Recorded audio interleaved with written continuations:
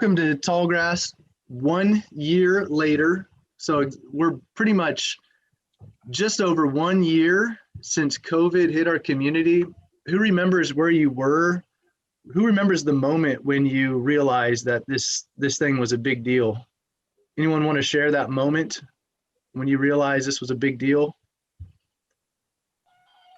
I can start. It was when you and I were chatting in our old office at College Heights, talking, and I was starting to realize maybe I need to take my files home, and what if I can't leave my house, and I'm starting to collect stuff.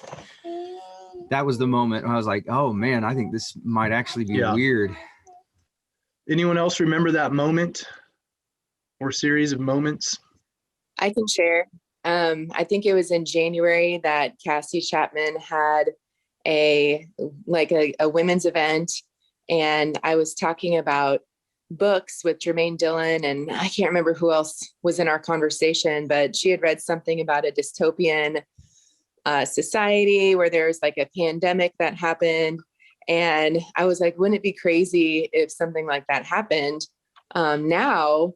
And then that night I hopped on, and that was when I saw, I think on BBC, the first article about an uncontained virus in China. And so, and then I sent the article to them saying it's happening as a joke. And that was in January. I think that was in early January. Oh, crazy. I remember that. Maris, were you talking about me? Yeah. Okay. I'm sorry. I stepped away for a second. I'm back now. I know. It's pretty crazy. That was crazy. You're an early adopter of the pandemic, whatever. Yeah, I remember Maris sharing stories from her workplace, Global Scholars, this people in lockdown and across the globe, and thinking surely we're as insulated from this as anyone in the middle of Kansas. But I remember on, I think it was Wednesday of spring break or so, we did a little staycation at this Sunset Cottage place here, and I woke up and checked my phone, and the NBA had suspended the season. And when I saw that, I was like, oh my goodness, this is a big deal. And by that Sunday, we had gone to Zoom only. Like so many churches, our church had announced it pretty early, and then like within hours, other churches just kept saying, hey, we're online only. And yeah, and that was the moment for me. Nick shared he'd just gotten back from the Holy Land, Israel. Anyone else remember when that moment hit? I just want to forbid any more prophecies from Jermaine and Maris. Not allowed in our church. Yeah, no more of that. I think I have a few different memories from around that time. It was like early March. I was visiting Mary in Georgia, and it was still kind of like a joke, or like I remember a friend drinking Corona at a live music show that we had gone to as a, to inoculate themselves or something like that. And then flying back, seeing a few people with masks on in the airport, and just that being such a different thing to see, other than like, people that maybe are actually from Southeast Asia, that's kind of a normal thing, and seeing people that it's like, I don't know, that's weird. And then I remember some of Mary's like her final thesis show getting canceled, and spring break and all that. And then we started seeing that Italy was shutting down travel completely, and thought, how many days behind them are we? And made the decision for Mary to move back here, and wondering about like, is there going to be gas available? Like, are people not traveling? Is everyone going to travel to try and get ahead of it? And so I have a lot of kind of strange memories of that, the first few weeks of where it all set in for everyone.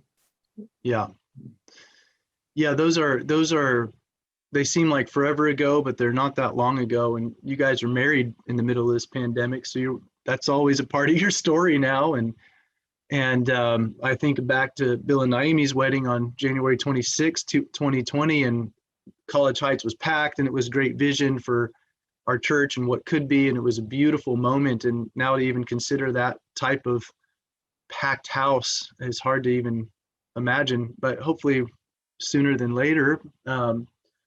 I remember running with a friend I ran with a lot, Mike. And he shared with me, he knew the first guy who had COVID in our county. And it was an eerie thing to think, oh, I know a guy who knows a guy. And I remember walking into Dillon's and having this distinct, like this crazy sense that I saw a woman pushing produce who was working there, and she started coughing. And I said, that was it. That's the super spreader. It was just this weird feeling. I don't know. I think we all had those types of feelings or questions or uncertainties. So Shanna shared traveling home early March. Yeah, the world was different. You arrive back home and the world's completely different. So this morning, this is our last planned Zoom only central gathering. So we have great memories from the time we were on Zoom only, there for those several weeks. And then we headed to the park, some great memories from that time. Then we got into Boys and Girls Club.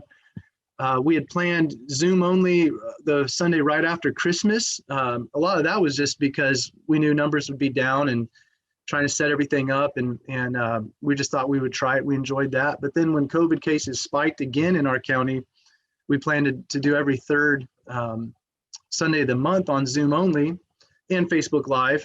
And so, but this is our last planned one on Zoom only. So our plan, our hope, our goal is to be back at the Boys and Girls Club every week from here on out. There's some discussion about periodically visiting the park again. And if anyone has feedback on that, that'd be great. We do know we want to look for some consistency and some presence in our community that's reliable for people that are looking for us and want to get plugged in. In some ways, last week might have been a great week for this Zoom only. It was first Sunday of spring break and all this stuff. And then this is the first Sunday of spring, so it could be a beautiful day to be together. But nonetheless, here we are, and we're going to make the most of the time and really consider just where we're at as a church 1 year later. So I want to start though with just a few brief announcements. Ladies' night is this Tuesday, so guys got to wait a couple more weeks. Ladies' night this Tuesday. Dave will share a little bit about March Gladness later, but we are aiming to raise some extra funds this month, if possible, for our trailer that we would like to get, so that when you invite your friends and neighbors, we actually have stuff in one contained unit that we can set up and tear down easily. And then those of us who do that and those who serve in that way can be more available to engage with friends and neighbors that you bring. Ron presented a great idea last week, so we're all getting this stimulus payment, presumably. And so how cool would it be if several of us tithed on that? That would give a great little boost to go towards that trailer and maybe even other expenses to help out. So wanted to mention that. We are going to shut down Facebook Live sooner than later. So if anyone's there listening on Facebook Live and you want to join us on Zoom, you're more than welcome. Well, I wanted to start engaging the kids a little bit. And actually this engages the adults as well. Let me share this. So this story, I actually read it just over a year ago to our whole church at our launch team gathering, our second launch team gathering. This story, The Curious Garden by Peter Brown. It's probably one of my favorite kids' books, and it's not written by, I don't know that this guy follows Christ or anything like that, but this story about the Curious Garden, it speaks a lot to us. Can you guys see the full screen, or is it still on is that it? Okay, we're good. Okay.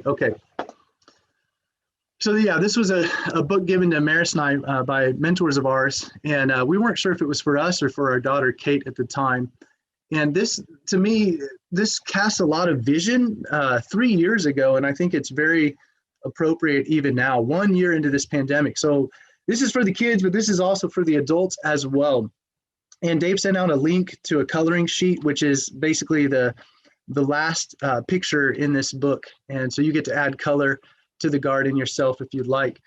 And so as I read, think about this past year, think about this last year of pandemic and all the challenges it has brought, and then begin to dream and hope for a bright future as we head into spring. Okay. So I'm going to read this for us. Hey, Ben, was I supposed to kill Facebook Live yet? No. You can keep Sorry, it going. y'all. Oh, sorry. All right. There once was a city without gardens or trees or greenery of any kind. Most people spent their time indoors. As you can imagine, it was a very dreary place. However, there was one boy who loved being outside, even on drizzly days while everyone else stayed inside. You could always find Liam happily splashing through his neighborhood. It was on one such morning that Liam made several surprising discoveries. He was wandering around the old railway, as he did from time to time, when he stumbled upon a dark stairwell leading up to the tracks. The railway had stopped working ages ago, and since Liam had always wanted to explore the tracks, there was only one thing for the curious boy to do. So just to make note here, curiosity in your neighborhood, very good thing. So Liam is setting a very good precedence for us. Kids and adults, be curious about those dark stairwells, all the different spaces in your neighborhood. So Liam ran up the stairs, he pushed open the door, he stepped out onto the railway. The first thing he saw was a lonely patch of color. Wildflowers and plants were the last things he had expected to find up there. But when he took a closer look, it became clear that the plants were dying. They needed a gardener. By the way, Adam and Eve, their first task was to garden. So kids, as you read with your parents, you know, Genesis 1 and 2, the first task of Adam and Eve, and we're really about gardening in our neighborhoods. That's what we should be about. So it says, Liam may not have been a gardener, but he knew that he could help. So he returned to the railway the very next day and he got to work. The flowers were nearly drowned and he had a few pruning problems, but the plants waited while Liam found better ways of gardening. Now, when we first read this 3 years ago, you can imagine we were like, hey, we're trying to plant this new little garden called Tallgrass Church. We want to see where it's going to spread. But we're going to make mistakes. It's going to be hard. We may drown some plants. We may, not drown people, but, you see what I'm saying? Like, it's going to be difficult work. We don't quite know what we're doing, but let's be patient and see what God might do through these feeble efforts, attempts to be gardeners. Oh, I think I missed that one. Yeah, as the weeks rolled by, Liam began to feel like a real gardener, and the plants began to feel like a real garden. So I have a question. Who plants gardens? Who that's on here are gardeners? Maris, I see the McFalls, Chitwoods, Dillons. Who else was raising their hand down there? Kate Maddox. Hillegeist. Hey, we got a lot of gardeners. So just real quick, what are your favorite things to plant in your garden? You can unmute and just share with us real quick. We got the chat. You can throw it on the chat too. Tomatoes. Sorry, go ahead. Tomatoes. Last year we planted tomato bushes. I planted 6 in a row, 2 close together, and it turned into a jungle. I don't recommend that. Maybe 1 cherry tomato plant. Yeah. What else we got out there? We've been doing cucumbers and tomatoes. We did the same thing that Maris did and planted them 2 close together. This year we're gonna try again and also try to make a better effort with eggplant, get them all properly spaced. Nice. And another thing that's kind of cool that we're trying is doing the 3 sisters method, which is squash and corn and beans all together that kind of have a synergy with them. Nice. Cool. I see the Dylan say they plant flowers, veggies, lots of kale from the Goodmans. So now we can all take note to see who we need to get our produce from. So if you have extra, it's awesome to have abundance of the garden that can feed many people. So of course, as we go here, we can talk about our literal gardens, but we can also think about just the proverbial gardens in our neighborhoods and Mr. Ben. to cause. Okay, I'll keep reading here. So it says most gardens stay in one place. You know, you kind of keep it contained. But this was no ordinary garden. It was extraordinary, maybe even supernatural. With miles of open railway ahead of it, the garden was growing restless. It wanted to explore. The tough little weeds and mosses were the first to move. They popped up farther and farther down the tracks and were closely followed by the more delicate plants. Over the next few months, Liam and the curious garden explored every corner of the railway. Exploration, exploration, exploration. So curiosity, exploration, planting, gardening, lots of growth.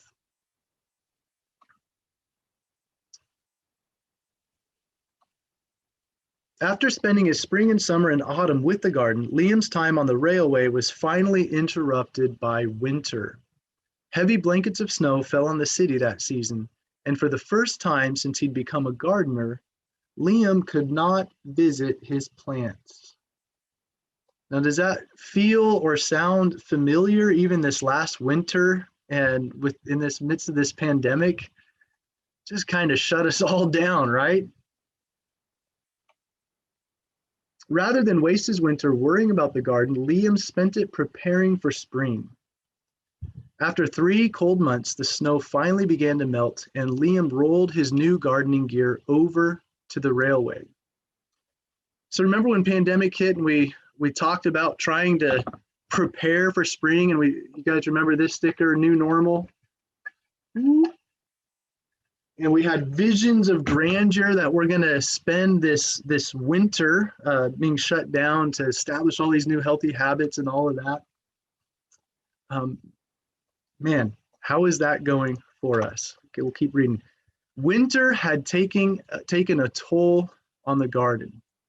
Winter had taken a toll on the garden. But thanks to Liam's planning, his handy new tools, and a little help from the sun, the plants soon awoke from their winter sleep. The garden had always wanted to explore the rest of the city, and that spring it was finally ready to make its move. And here we find ourselves again. First Sunday of spring, and Lord willing, the garden is wanting to explore and to make its move. Once again, the tough little weeds and mosses set out first. They popped up farther and farther from the railway and were closely followed by the more delicate plants. The garden was especially curious about old, forgotten things. A few plants popped up where they didn't belong. Others mysteriously popped up all at once. Yeah, it's organic. It's who knows what's going to happen. All we can do is plant and water and then see where the growth is going to occur. But the most surprising thing that popped up were the new gardeners. And the cool part of this story is anyone and everyone can be a gardener. All you have to do is bring curiosity to explore those forgotten places and to bring a little growth and a little life to the spaces that need it.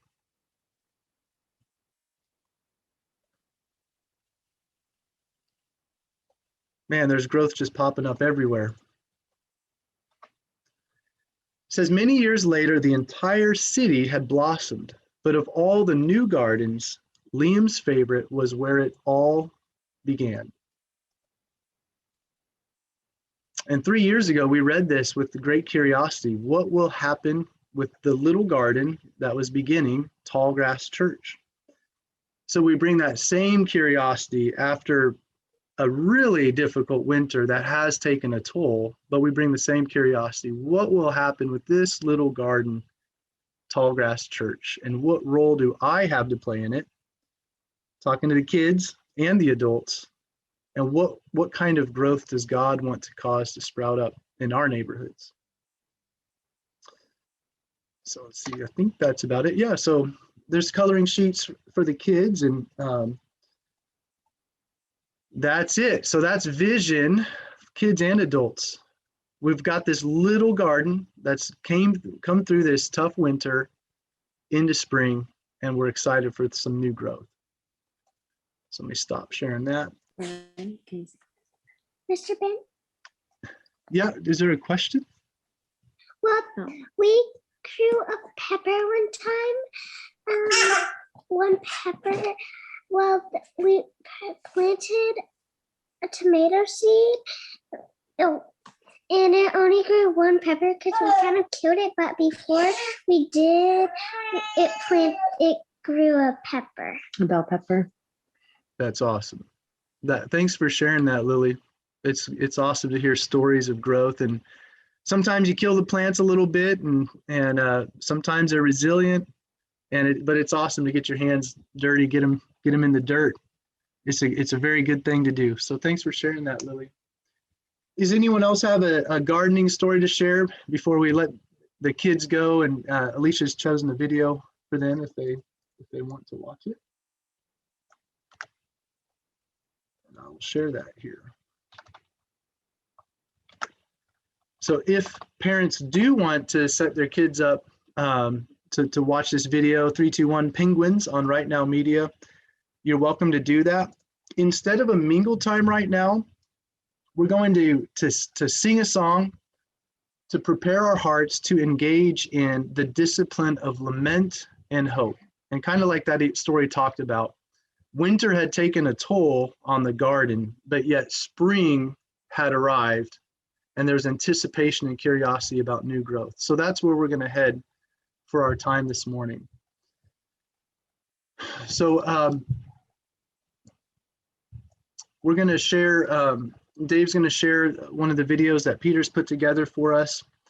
It is I Will Wait, and just allow this time to prepare your own heart to engage with the discipline of lament and hope, and reflect back. We're 1 year later as a church into this pandemic, and it's been a hard winter for everyone at various levels, but yet there is hope to be found. So we want to move from lament through to hope. That's kind of the hope and goal, and that's how life goes. That's how the Psalms go. That's how this song goes. So Dave, you can share that, and I'll just drop Psalm 130 in the chat while we're waiting for this song to load up, just to prepare your heart and mind.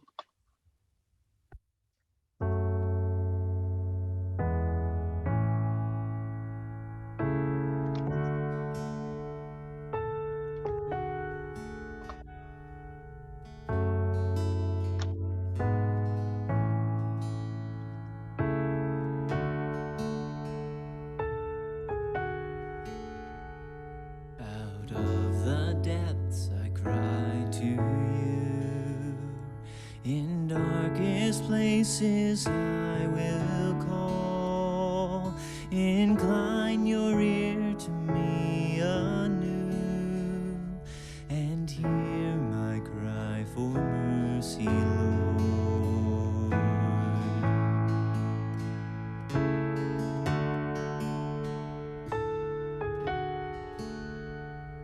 Were you to count my sinful ways, how could I come before your throne? Yet full forgiveness meets my gaze.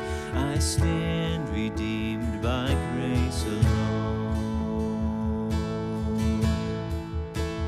I will wait for you, I will wait for you on your word. I will rely, I will wait for you, surely wait for you, till my soul is satisfied.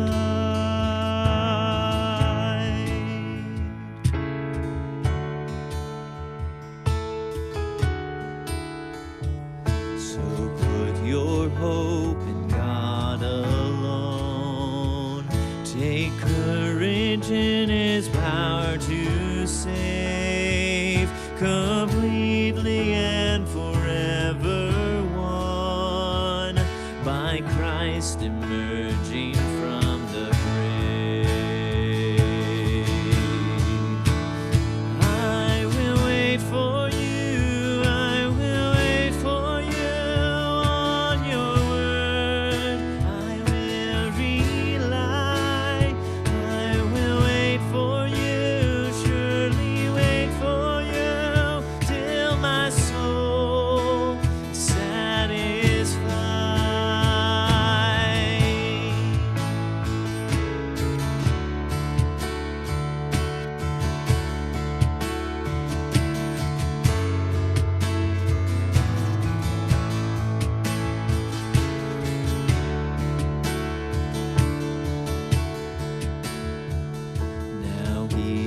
has come to make a way, and God himself has paid the price, that all who trust in him today find healing in his sacrifice, that all who trust in him today find healing in his sacrifice. I will wait for you, I will wait for you through the storm and through the night. I will wait for you, surely wait for you, for your love is my delight. I will wait for you, I will wait for you through the storm, through the night. I will wait for you, surely wait for you, for your love is my delight. I will wait for you, I will wait for you through the storm, through the night. I will wait for you, certainly wait for you, for your love is my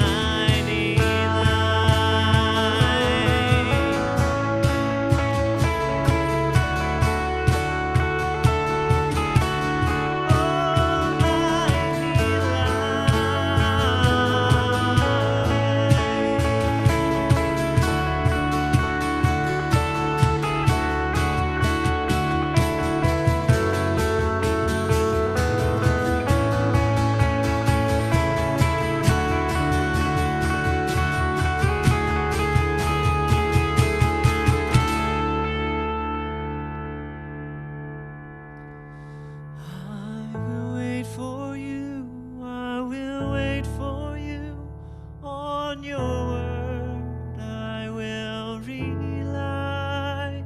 I will wait for you, surely wait for you, till my soul is satisfied. I will wait for you, I will wait for you, on your word I will rely. I will wait for you, surely wait for you, till my soul is satisfied.